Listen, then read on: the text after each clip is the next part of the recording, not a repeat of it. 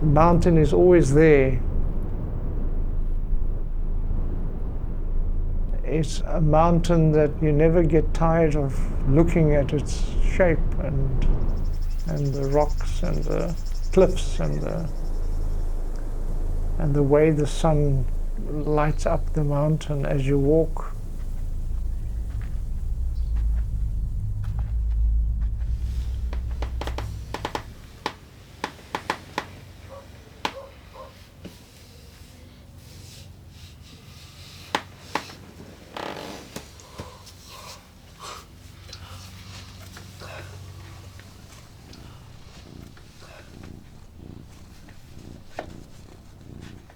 Yeah, my name is Jacob.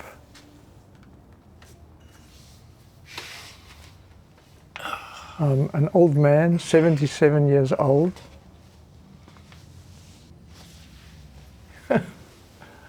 Which sounds, I don't know, it sounds unreal.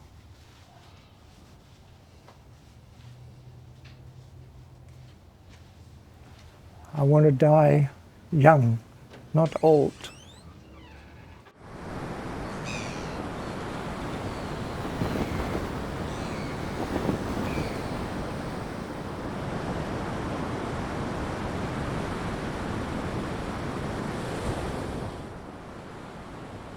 When I was younger, my record time is 26 minutes to get to the top of Muizenberg Mountain, which is 500 meters.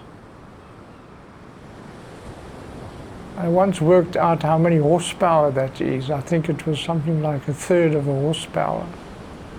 So a third as strong as a horse.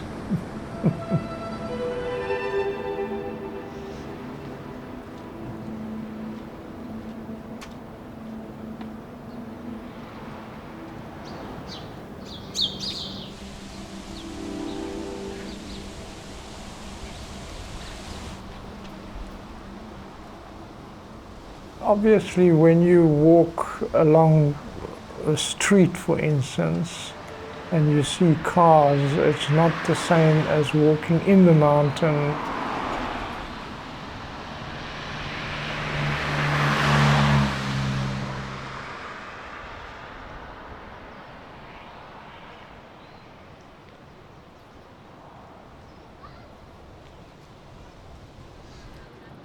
I mean, up there is just another world.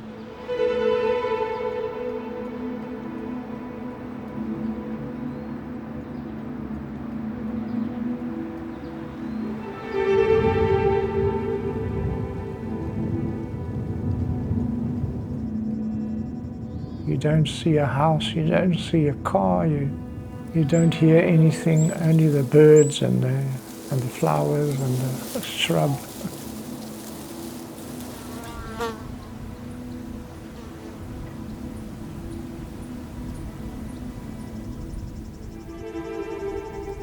When I walk, I don't think much. I don't contemplate much.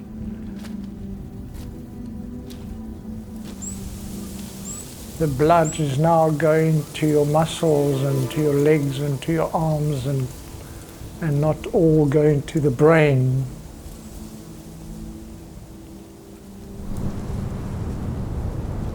Then you're totally focused on your walk.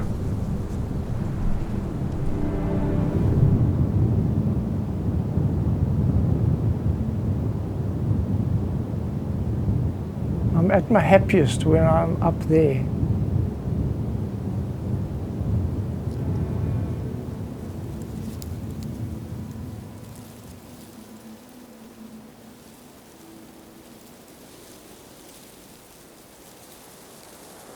Lately, with fewer people walking up there, sometimes the paths are grown in. And as I get older, I've got to be present. I've got to look where I'm walking. Because I have fallen once or twice and hurt myself. Fortunately, it wasn't serious.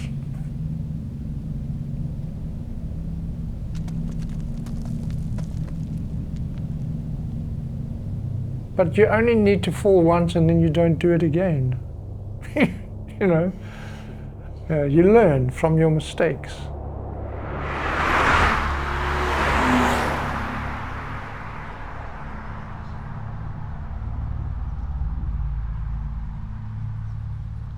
My wife, Sandy, does not enjoy me being on the mountainside on my own. So I have to honor that and just stay in safe areas on the road where there are people.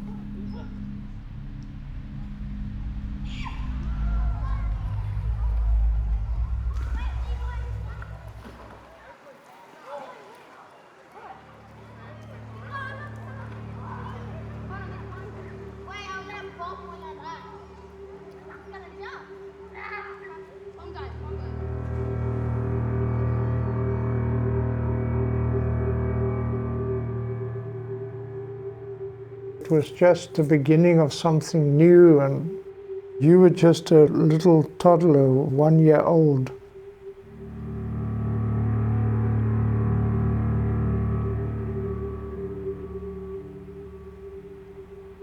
We were at the beginning of homeschooling, and we were with friends that had an indoor swimming pool.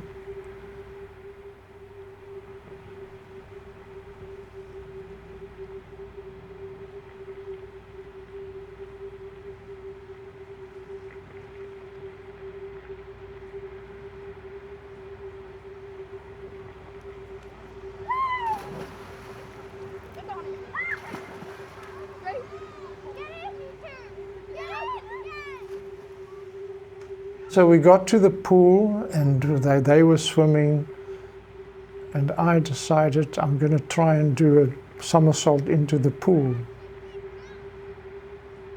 Silly of me to even think to do that.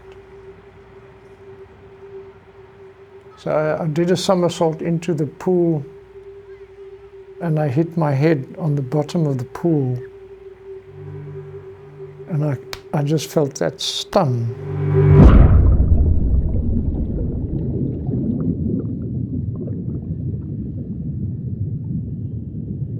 And then I was paralyzed 100%. I couldn't even close my eyes. I just looked at the tiles in the bottom of the pool floating there.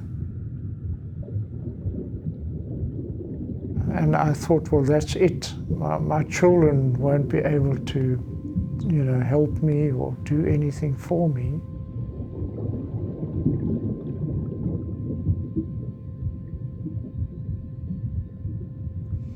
And then I sort of began to see like a light at the end of the tunnel. Almost like the experience that people have when they're near death.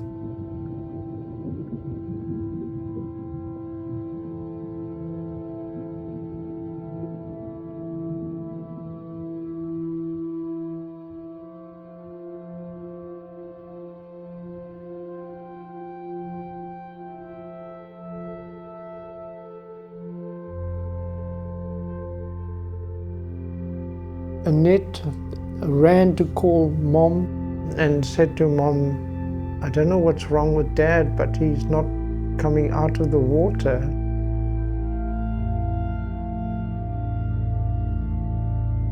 So Mom came running with you. She was 100 meters away.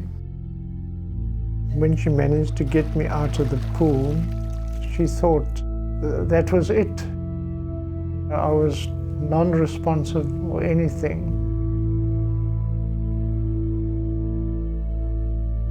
I must have been in the water for 5 minutes. Nobody really knows exactly.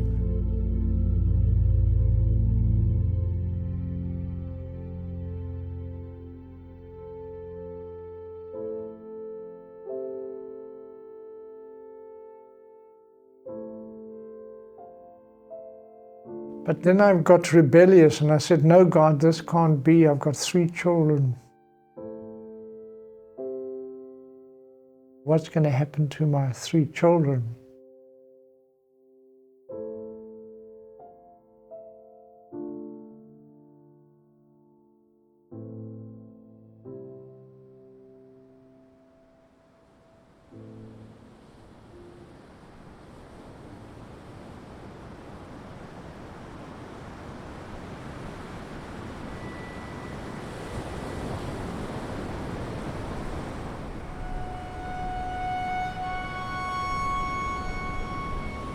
But then I literally woke up out of my unconsciousness.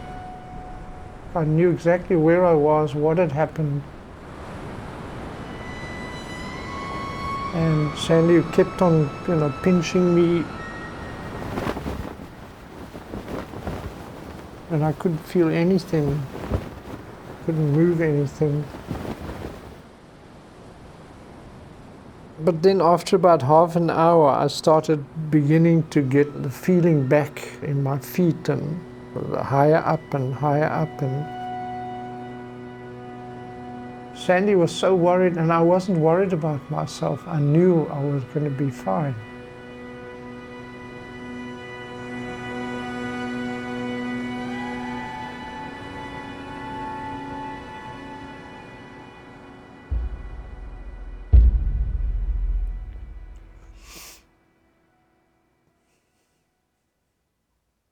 I mean, I can hardly imagine what would have.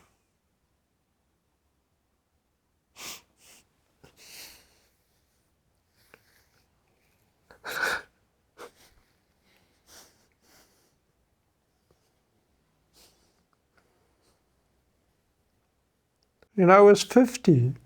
I wasn't 25. Shouldn't be doing somersaults into the pool.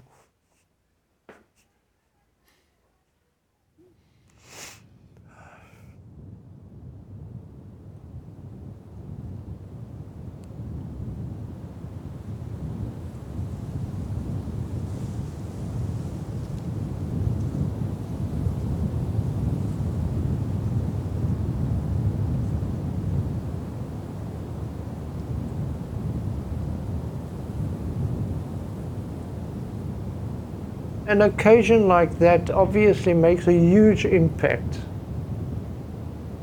But that impact does sort of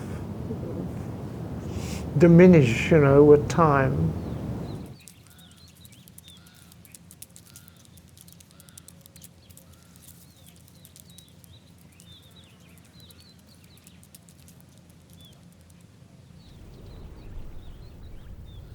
One guy I met the other day, he runs all the way from Fishhook over the mountains, Muizenberg Peak, St. James Peak, and then down onto Boys Drive and back home again.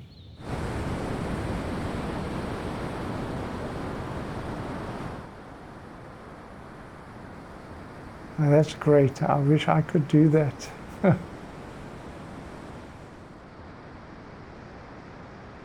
Like Jonathan Livingston Seagull. That seagull can just fly wherever he wants.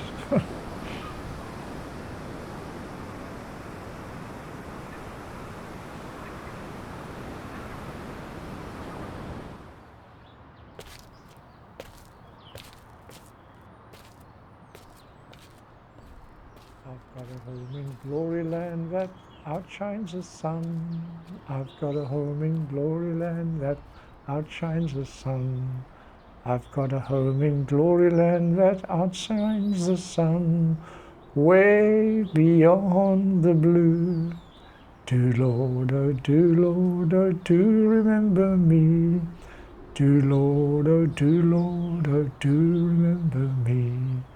Do Lord, oh do remember me. Way beyond the blue.